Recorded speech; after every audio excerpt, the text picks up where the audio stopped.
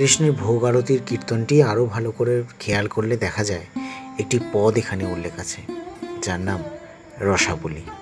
আজ আমাদের রেসিপি রসাবলী। ভোগ মন্দিরে বসে করো ভোজন।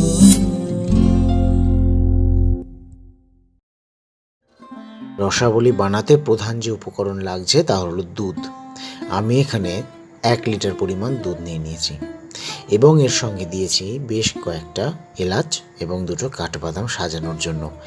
এছাড়া নিয়েছি একটা আস্ত লেবু ছানা কাটার জন্য, আর লাগছে অল্প একটু ময়দা। একটা পাত্রে অর্ধেক পরিমাণ দুধ, অর্থাৎ প্রায় 500 দুধ আমি নিয়ে নিলাম। এবার সেই দুধটা বেশ খানিকক্ষণ বলক ওঠা পর্যন্ত আমাদের ফুটতে দিতে হবে। দুধটাতে সুন্দরভাবে বলক উঠে গেলে তখন সেই দুধটাকে আস্তে আস্তে একটা হাতার সাহায্যে নাড়তে হবে। দেখবে দুধটা যখন সম্পূর্ণ ফুটে উঠবে তখন গ্যাসটাকে একদম কমিয়ে দিতে হবে এবং 2 মিনিট ঠান্ডা করে নিতে হবে।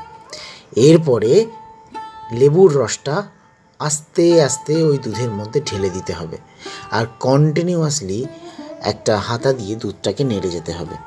দেখবে ধীরে ধীরে ছানা কেটে গেছে। এভাবে তৈরি করলে ছানাটা বেশ নরম আর খেতে সুস্বাদু হয়।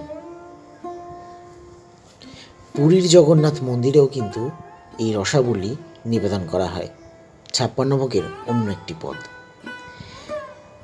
ছানাটা সুন্দরভাবে কাটা হয়ে গেলে একটা পাত্র দিয়ে ঢেকে মিনিট 15 আলাদাভাবে রেখে দেবে।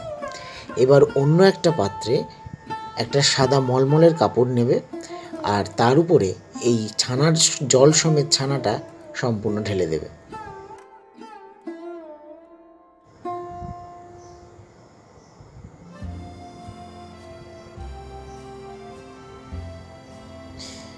এবার ভালো করে এই ছানাটাকে একটা ভালো জায়গায় টানিয়ে দেবে। দেখবে ধীরে ধীরে সব জল পড়ে যাবে, কিংবা চেপে চেপেও তুমি মলমলের কাপড় থেকে জল বার করে দিতে পারো, তাহলে প্রসেসটা তাড়াতাড়ি শেষ হয়ে যাবে। জন্মাষ্টমী উপলক্ষে আরও প্রচুর রেসিপি ভোগ মন্দির চ্যানেলে রয়েছে, পারলে টুক করে একবার দেখে নিও।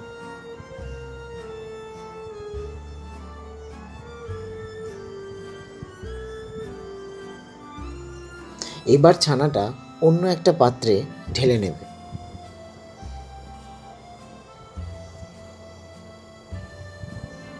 ছানাটাকে ভালো করে ভাঙতে শুরু করবে। এরপর প্রসেস মাখানো। ছানাটাকে খুব সুন্দর মিহিভাবে মাখতে হবে, যেন একদমই দানা দানা না থাকে। অল্প একটু ময়দা এই ছানার মধ্যে মিশিয়ে নেবে, একদমই সামান্য, শুধুমাত্র ছানাকে সুন্দর একটা বাইন্ড দেওয়ার জন্য। না হলে বেশি ব্যবহার করলে কিন্তু ছানার বলটা শক্ত হয়ে যাবে। ভালো করে রসগোল্লা বানানোর মতো করে এই ছানাটাকে হাতের তালু দিয়ে সুন্দর করে চেপে চেপে মাখতে হবে। একটা পর্যায়ে গিয়ে দেখবে হাতে ঘি মাখামাখি হয়ে গেছে। এমন পর্যায়ে গেলে তখন বুঝতে পারবে ছানাটা তোমাদের সত্যি মাখা হয়েছে। ছানাটা মাখতে থাকি, এদিকে আর একটা পদ এগিয়ে রাখি। বাকি 500 দুধ একটা পাত্রে নিয়ে নেব জাল করার জন্য, এবং সেটা ধিমে আঁচে দিয়ে ক্রমাগত নাড়তে নাড়তে জাল দিতে হবে। আসলে একটা রাবড়ি বানাতে হবে। এদিকে ছানার বলগুলোকে গোল গোল করে নিয়ে ভালো করে সুন্দর স্মুথ করে নেব। তারপর হাতের তালুর চাপ দিয়ে আস্তে আস্তে চ্যাপটা বানিয়ে নেব। তুমি চাইলে এটা বড় আকারেও বানাতে পারো, আবার ছোট ছোটও বানাতে পারো। আমার ব্যক্তিগতভাবে ছোট ছোটগুলো দেখতে খুব সুন্দর লাগে, তাই আমি ছোট ছোট বানিয়েছি। এভাবে সব কটা ছানার বল থেকে এভাবে চ্যাপটা চ্যাপটা বিস্কুটের মতো বানিয়ে নেব। এবার এদিকে যেদিকে রাবড়ি তৈরি হচ্ছিল সেদিকে একটু নজর দেওয়ার পালা। দুধগুলো কড়ার গায়ে লেগে গেলে ভালো করে ছাড়িয়ে ছাড়িয়ে নিতে হবে, ঠিক অমৃতকেলির মতো। বাই দ্য ওয়ে, অমৃতকেলির রেসিপিটা কি দেখেছো তোমরা? ঝট করে একবার দেখে নাও, ডিসক্রিপশন বক্সে লিঙ্ক আছে, কিংবা এন্ড স্ক্রিনে দিয়ে দেব। এবার রাবড়ির মধ্যে 1 চামচ চিনি দিয়ে দিতে হবে। 1 টেবিল চামচ চিনি ব্যবহার করো, বেশি মিষ্টি করো না। আর দিয়ে দিতে হবে এলাচ গুঁড়োটা। ভালো করে এবার রাবড়ির মধ্যে এটা মিশিয়ে নিতে হবে। দেখো, অমৃতকলিতে যেভাবে রাবড়ি বানানো হয়েছে, এই রাবড়িটা কিন্তু সম্পূর্ণ আলাদা, দুটোর টেক্সচার সম্পূর্ণ আলাদা। একটু খেয়াল করলে তোমরা বুঝতে পারবে।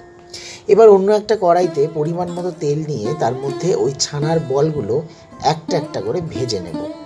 সুন্দরভাবে ভাজতে হবে।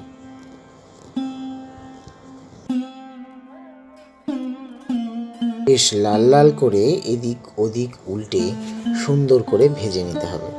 যত লাল লাল করে ভাজবে ততই সুন্দর লাগবে। তবে একটা জিনিস খেয়াল রেখো, তেল যেন অতিরিক্ত গরম না হয়ে যায়, না হলে বাইরেটা পুড়ে যাবে, ভিতরটা কিন্তু শক্ত হয়ে যাবে, খুব বাজে খেতে লাগবে তখন। তাই নিভু নিভু আঁচে এটা সুন্দরভাবে ভেজে নিও। জন্মাষ্টমী উপলক্ষে এই রেসিপি বানালে কিন্তু গোপাল খুব খুশি হয়ে যাবে। ও বাই দ্য ওয়ে, জন্মাষ্টমীতে মনে পড়ল, সামনেই তো জন্মাষ্টমী। কার কার গোপালের জন্য বাজার করা হয়ে গেছে? মানে গোপাল, রাধাকৃষ্ণ, গৌরনীতা এদের জন্য জামা প্যান্ট কেনা হয়ে গেছে? কমেন্ট করে কিন্তু জানিও কে কটা জামা কিনলে। আমি তো আমার গোপালের জামা আমি নিজেই বানাই, আর আমি কিন্তু জামা সেলও করি। সারা ইন্ডিয়াতে জামা যায়। যদি পছন্দ হয় দেখতে পারো Facebook page Shri Radha creation. সেখানে কিন্তু প্রচুর প্রচুর এরকম বিভিন্ন হ্যান্ডমেড জামা রয়েছে, কাস্টমাইজও পেয়ে যাবে। একবার চাইলে ঘুরে আসতে পারো। এবার সব কটা এইভাবে ভেজে নেওয়ার পর পরের ব্যাচটা ভেজে নেবে। এভাবে ধীরে ধীরে লাল লাল করে সব কটা ছানার বল একে একে ভেজে নেবে।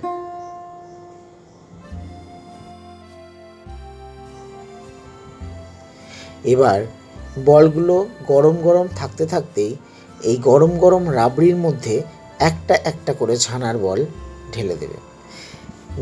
এটা মনে রাখবে, ছানার বলটাও হালকা হালকা গরম থাকা দরকার এবং রাবড়িটাও হালকা হালকা গরম থাকা দরকার।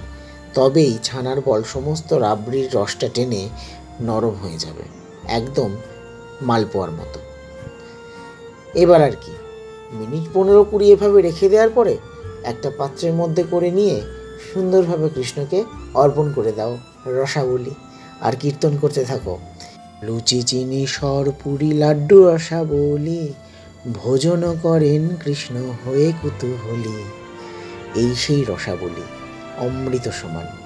একবার গোপালকে দিয়েই দেখো কতটা সন্তুষ্ট সে হয়।